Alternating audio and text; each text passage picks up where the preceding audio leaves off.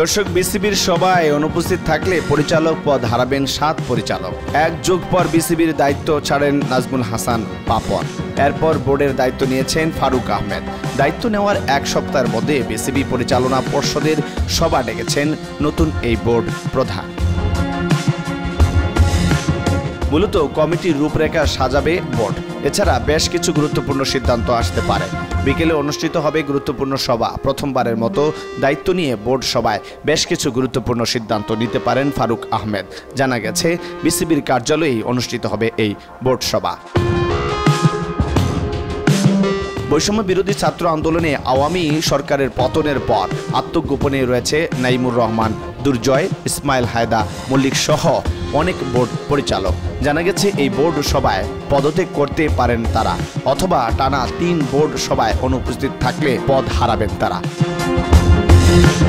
মূলত এসব কারণেই জরুরি ভিত্তিতে বোর্ড সভা ডেকেছেন নতুন সভাপতি ফারুক আহমেদ। এছাড়া পদ হারাতে পারেন আজম নাসির, এনায়েত হোসেন মিরাজ, ওবেদ রশিদ নিজাম, গাজী গোলাম মর্তুজা, শফিউর রহমান চৌধুরী, নাদেলরা। বাংলাদেশ ক্রিকেট বোর্ডের বর্তমান প্রধান কোচ চান্ডিকা হাতুড়ি সিংকে নিয়ে সমালোচনা নতুন কিছু নয়। এবার তার ব্যাপারেও আসতে পারে নতুন সিদ্ধান্ত। সাকিবের বিষয়ে হবে আলোচনা। সংবাদ মাধ্যমে পরিচালক আকরাম খান জানিয়েছেন, সবাই অমীমাংসিত থাকা কিছু ব্যাপারে সিদ্ধান্ত নিতে পারে বোর্ড।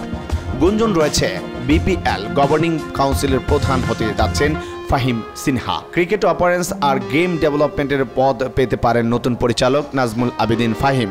তবে সাকিবের ব্যাপারেও আসতে পারে সিদ্ধান্ত। দোষী সাব্যস্ত না হওয়ায় পর্যন্ত থাকছেন সাকিব। অন্যদিকে 9 মাস কেটে গেলেও 2023 ওয়ানডে বিশ্বকাপ ব্যর্থতার কারণে অনুসন্ধান কমিটির প্রতিবেদনে নেই কোনো অগ্রগতি।